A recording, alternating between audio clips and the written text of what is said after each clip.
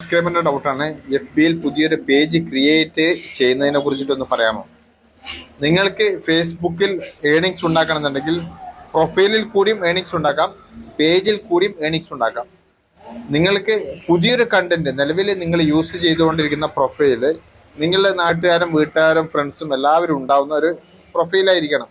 നിങ്ങളുടെ നിലവിൽ നിങ്ങളുടെ ഇഷ്യൂസും നിങ്ങളുടെ വീട്ടുകാര്യങ്ങളും എല്ലാ കാര്യങ്ങളും നിങ്ങൾ ഷെയർ ചെയ്യുന്ന ഒരു പ്രൊഫൈലായിരിക്കണം.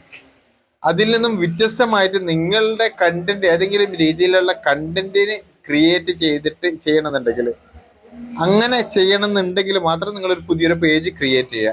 ഇനി അതല്ലാന്നുണ്ടെങ്കിൽ നിങ്ങൾ നിലവിൽ ആ പ്രൊഫൈലിൽ തന്നെ ക്രിയേറ്റ് ചെയ്യുക. നിങ്ങൾക്കൊരു പ്രൈവസി, ഒരു സെപ്പറേറ്റ് ഒരു പേജ് വേണം. അതായത് ഒരു യൂട്യൂബ് ചാനലിനെ പോലെ ഒരു പേജ് വേണം എന്നുണ്ടെങ്കിൽ നിങ്ങൾ പുതിയൊരു പേജ് ക്രിയേറ്റ് ചെയ്യുക. ഓക്കെ, പുതിയൊരു പേജ് ക്രിയേറ്റ് ചെയ്യുമ്പോൾ സീറോയിൽ നിന്നായിരിക്കും തുടങ്ങുന്നത്. ഫോളോവേഴ്സ് ഒന്നും ഉണ്ടാവില്ല, സീറോയിൽ നിന്നായിരിക്കും തുടങ്ങുന്നത്.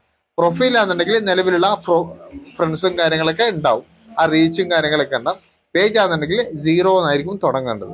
ഓക്കെ, ഇനി പേജിലായാലും പ്രൊഫൈലായാലും രണ്ടിൽ നിന്നും നമുക്ക് ഏണിങ്സ് ഉണ്ടാക്കാൻ സാധിക്കുന്നതായിരിക്കും.